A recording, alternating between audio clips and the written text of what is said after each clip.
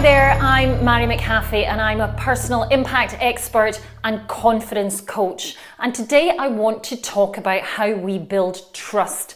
So many of my clients tell me I'm supposed to be a trusted advisor now, or a trusted leader, or a trusted member of staff. How do I do it? How do I build that trust with people? Well, I'm going to show you with a very simple, tried and tested equation to start to help you to change your mindset around. Okay, so trust is, first of all, credibility. What do we mean by credibility? Well, credibility is what you stand for, your values, your experience, what you already know, and your strengths. And you need to get comfortable with talking about how credible you are. People want to hear about what your accolades are, what your experience is, and you don't have to be the world's most senior leader to have credibility. Just talk about 2 or 3 things that you're really good at or that you've got really good experience with. So trust, credibility, number 1, plus reliability. If you've got great credibility and you are not reliable, i.e. you are not showing up on time, you're not actually providing the service that you say you will, then the trust will be lost. So you need that credibility, you need to be able to talk about what you've already done, how good you are, the skills that you have, and you need to be reliable. Do what you say you will do. Plus, intimacy. Now, I know a lot of people think, my goodness, that word in the workplace, intimacy, not for me. Well, what we mean by intimacy is actually getting to know your fellow human beings.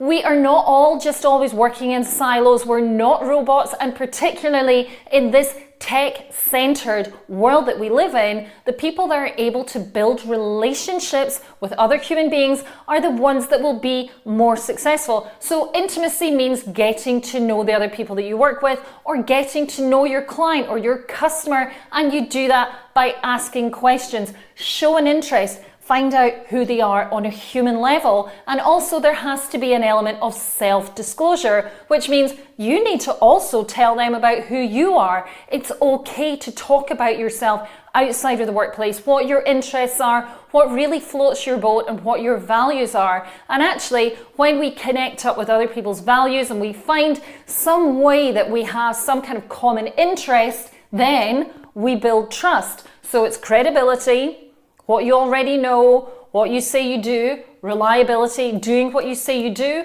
intimacy, getting to know people on a personal level and letting them get to know you, all of which, I said it was an equation, is over self-interest. Now, in the terms of the equation, if the self-interest is high, then that negates all of the above and the trust is lost. You are talking about your credibility, you're reliable, you're getting to know people on a personal level, but people can smell that there's something that you really want here, and that is why you're doing all of this. So your self-interest is high, they lose trust in you. This is not about sales, this is about building trust. So in order to build that trust, what you want to be doing is to keep that self-interest low. You're not pushing all your services onto another person, you're not bragging about it, you're actually thinking about how can I add value to this relationship. What can I bring to it that will actually help the other person? And in doing so, my self-interest is low and I'm building that trust. And all of that value that I'm adding and the trust that I'm building eventually will lead to other things. Perhaps that will lead to a client or a customer buying into your services, or perhaps it means that you will join that team that you really want to be part of, or your boss will notice. But all of it is about building that trust. I hope that's been of use to you, and I will see you the next time for some more insights.